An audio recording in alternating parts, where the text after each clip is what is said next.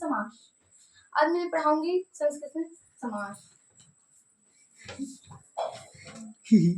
समास की परिभाषा पहले, सबसे पहले तो परिभाषा पढ़ाऊंगी, फिर उसके भेद बताऊंगी, उसके उदाहरण बताऊंगी, कितने होते हैं, सब कुछ बताऊंगी। आप लोग जुड़े रहिए चैनल पर, सब कुछ बताऊंगी। इसकी परिभाषा ये होती है, अनेक पदानाम एक पदे भवनम समासा। आसान होता है पढ़ना, बस आप लोगों को बहुत कठिन लगता है, संस्कृत पढ़ना बहुत कठिन लगता है। लोग बोलते हैं संस्कृत नहीं, मैं नहीं पढ़ सकती, बहुत कठिन। बहुत इजी होता है, आप लोग थोड़ा सा पढ़ने की कोशिश करोगे तो सब कुछ बनने लगेगा। अनेक पदानाम मेरे साथ बोल लोगे तो ज्यादा अच्छा रहेगा। अनेक पदानाम एक पदीम भवनम संशनम समासः। समास के प्रमुख रूप से 6 भेद होते हैं।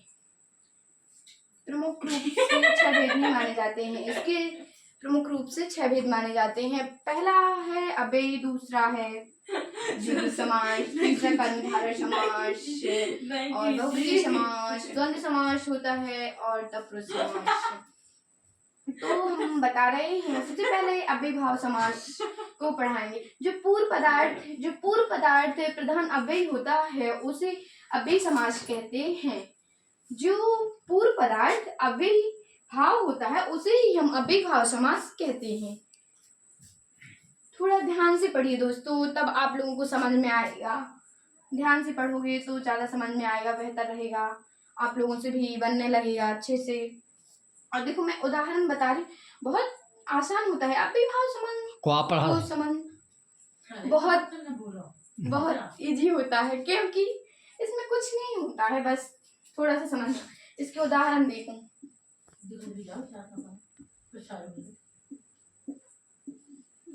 इसके उदाहरण जब देखोगे ना आप तो बहुत, इसकी परिभाषा इतनी सी है, पूर्व पदार्थ प्रधान अव्ययी होते हैं उसे ही अव्ययी समास कहते हैं।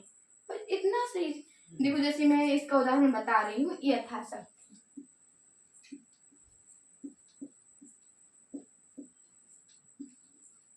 देखो कितना इजी उदाहरण है, क्योंकि देखो यथा एक अव्ययी है, क्योंकि जब या तो फिर इसमें पहला पद होता है जो प्रधान, इसमें या तो फिर अव्ययी होगा या तो फिर उपसर्ग होगा। जब भी मैंने देखा है तो पहला पद अव्ययी होता है या तो फिर उपसर्ग होगा।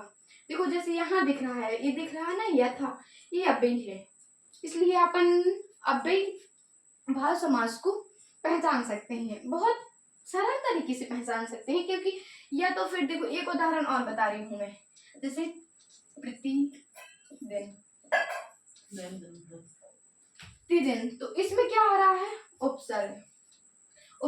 ये जो प्रति है ना, ये उपसर्ग है, इसलिए जो पहला पद होता है या तो फिर इसमें उपसर्ग रहेगा या तो फिर अव्ययी रहेगा। तो हम देख सकते हैं कि इसमें देखो उपसर्ग आ रहा है और इसमें अव्ययी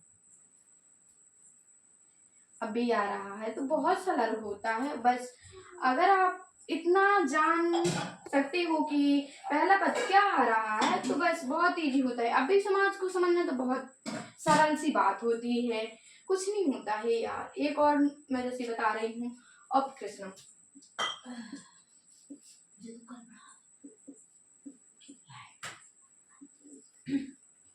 देखो इसमें भी ए है, जो ए उपसर्ग है, बता रही हूँ मैं, ये उपसर्ग है, बहुत वो है, क्योंकि इसमें अव्ययी आएगा या तो फिर उपसर्ग आएगा।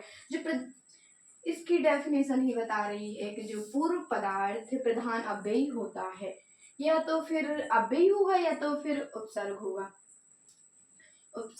इसमें देखो ये उपसर्ग है, इसलिए आप समझ सकते हैं कि अव्ययी भाव ही समास होगा।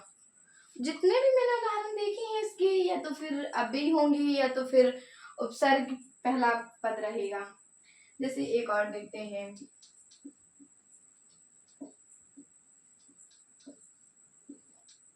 इसमें भी देखो ए है ना, जो ए, ये उपसर्ग है, उपसर्ग है जो अधि है, इसलिए बोला है बहुत सरल होता है। अभी बहुत समझना तो बहुत सरल होता है। जो पहला पद होता है या तो फिर अव्यय होगा या तो फिर उपसर्ग होगा। बहुत सरल तरीके से समझा रही हूँ मैं, समझ लो, ध्यान दो।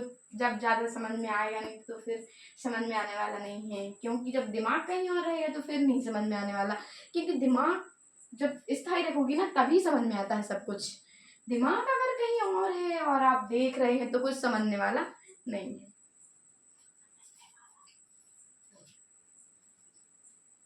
बस आज मैं इतना ही बताऊंगी, क्योंकि नाइट का समय है और इसके आगे जो पढ़ना है तो कल पढ़ाऊंगी मैं, और जो इस और भी भेद हैं वो मैं कल पढ़ाऊंगी।